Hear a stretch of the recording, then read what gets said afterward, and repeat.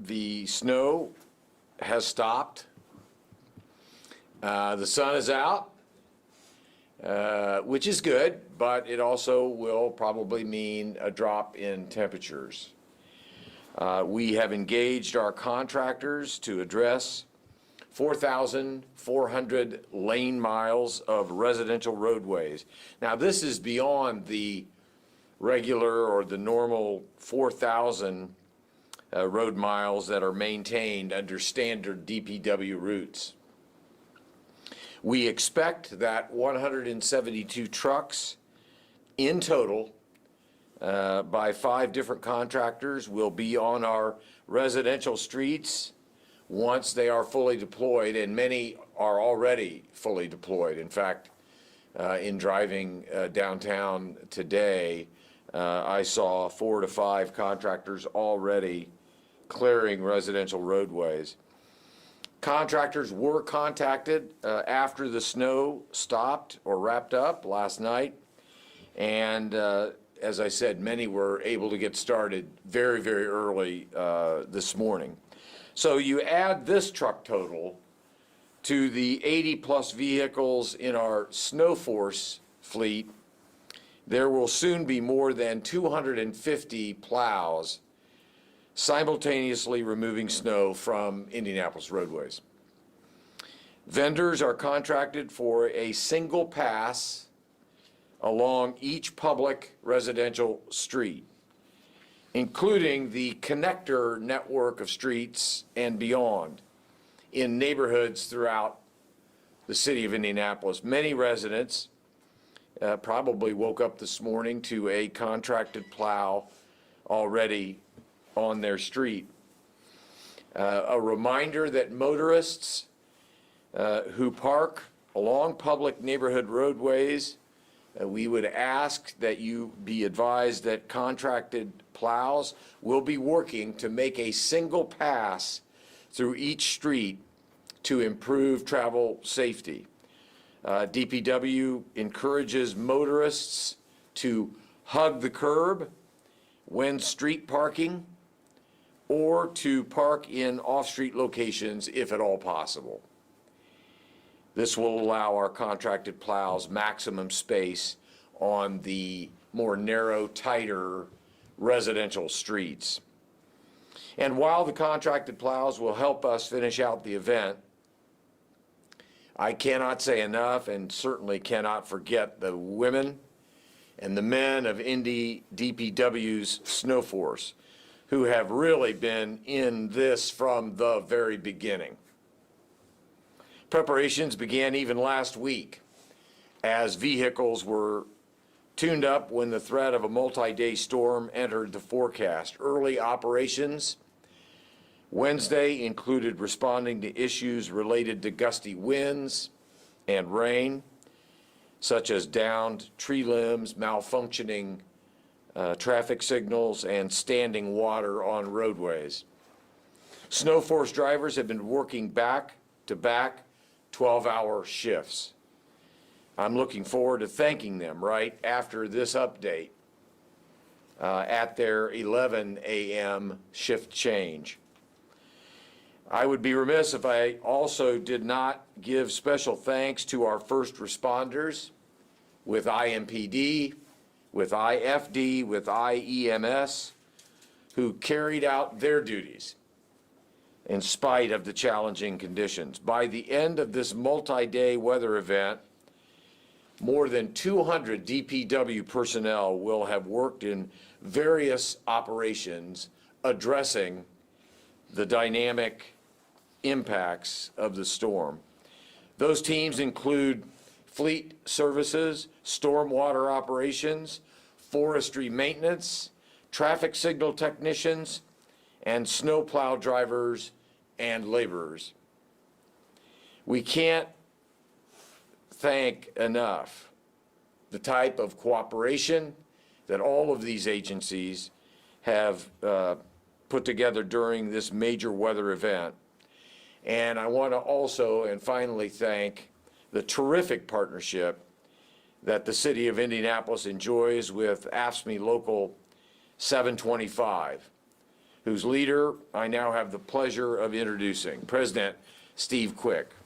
Steve. Good morning, everyone. Good morning. I want to take the opportunity and thank the employees.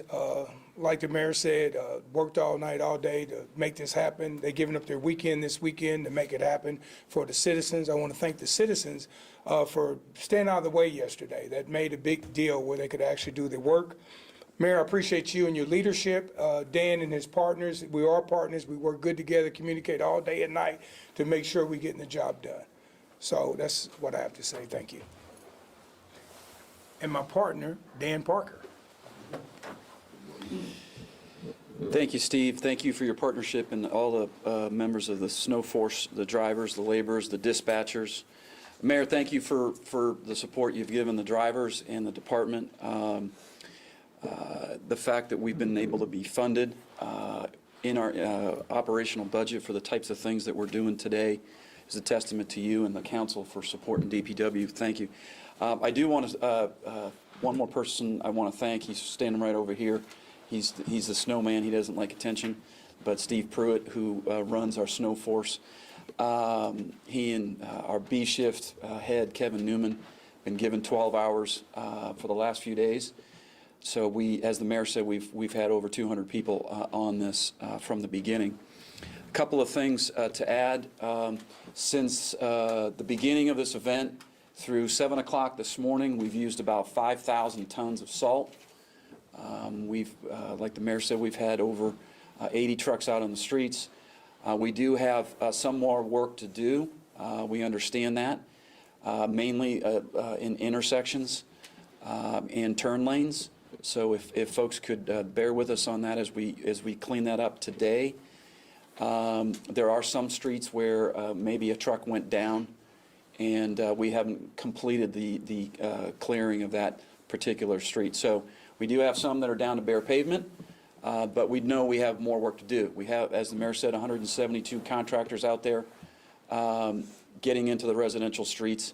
As the mayor said, it would be great if residents could move their cars out of the way so those contractors can get through. I would say that the other thing is that residents are expected to clear their sidewalks. That is on property owners, not on the city. The next thing that I want to remind everybody is that we have suspended trash service for yesterday and today. Those that were impacted by that will get double service next week on their regular day of service. We have also closed the Citizen Transfer Center for tomorrow so that all of our personnel are committed towards cleaning up after this storm. Finally, I'd like to thank the residents of the city of Indianapolis who actually heeded the warnings to stay off the street. As Steve said, our drivers reported that people were very respectful of the drivers. Nobody played chicken with the heavy trucks, and we were able to get a lot of our work done. So we'll have contract monitors out today monitoring the contractors in the residential neighborhoods.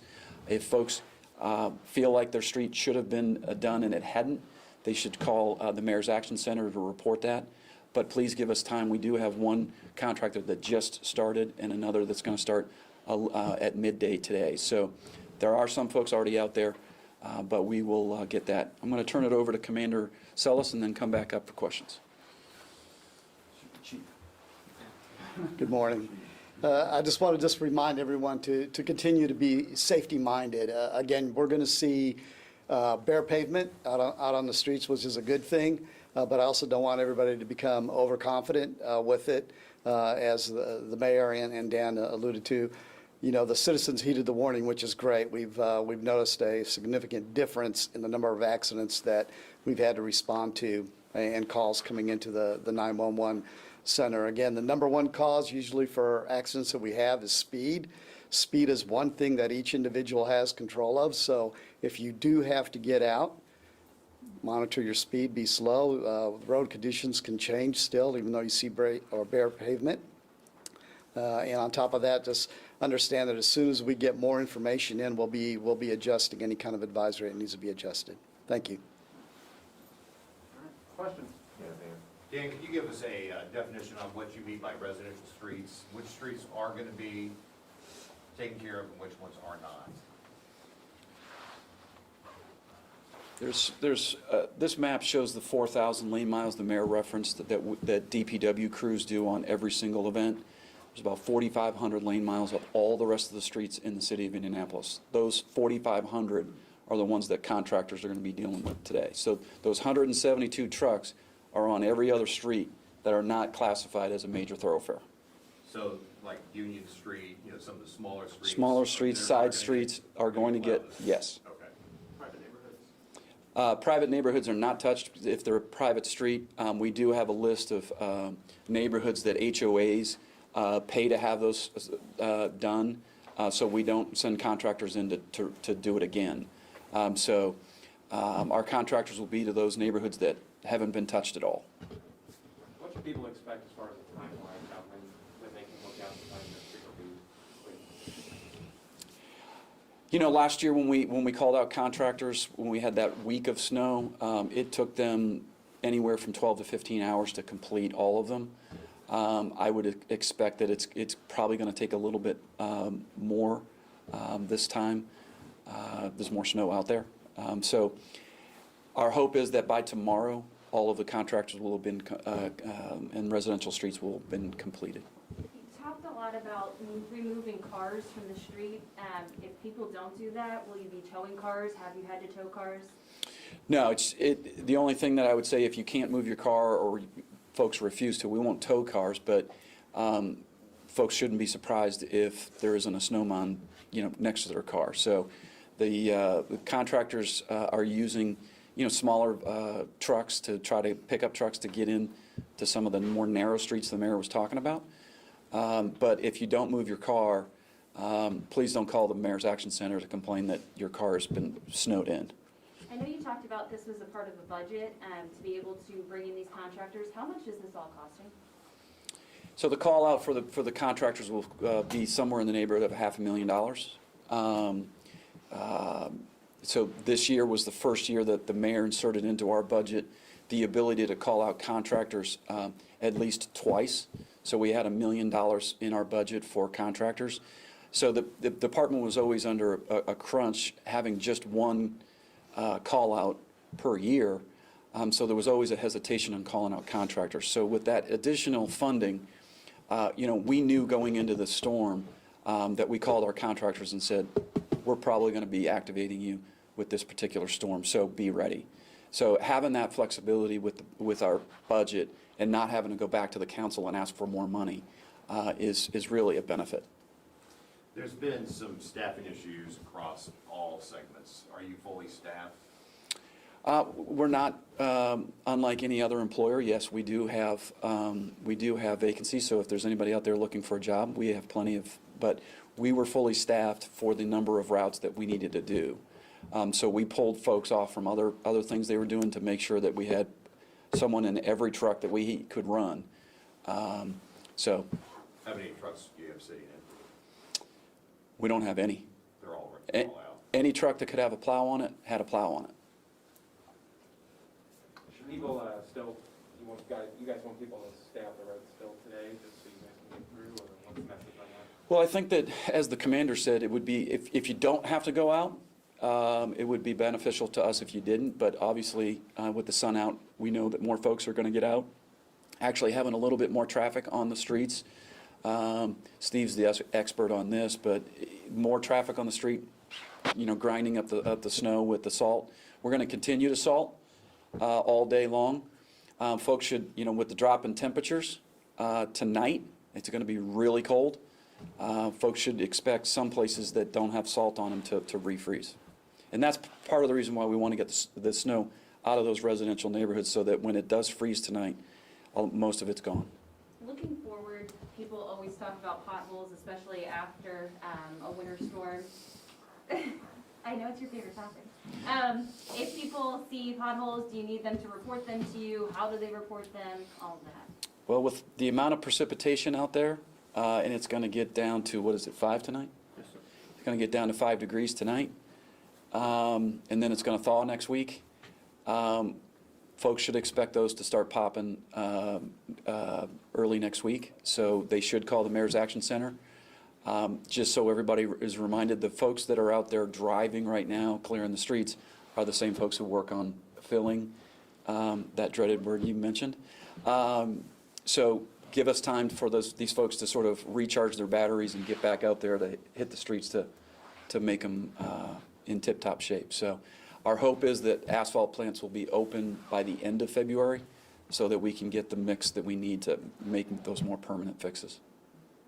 How about DPW's 4,000-mile route? Do you still expect to complete that by the end of the day today? We're going to be focused squarely on those intersections and turn lanes today. We're going to be doing cleanup throughout the weekend, so we'll continue to bring drivers in. So, if folks do see something tomorrow, they should call in to the Mayor's Action Center, but we're going to be on it until, everything's done. In terms of like when the thoroughfares and secondary streets are basically clear though? Well, I mean, a good portion of them are down to bare pavement now, but for us, we really want to get curb to curb. Yeah. Right now, you can drive on them, you can get to where you need to go, but we want to make sure that it's, before it freezes, to get all of it out of the way.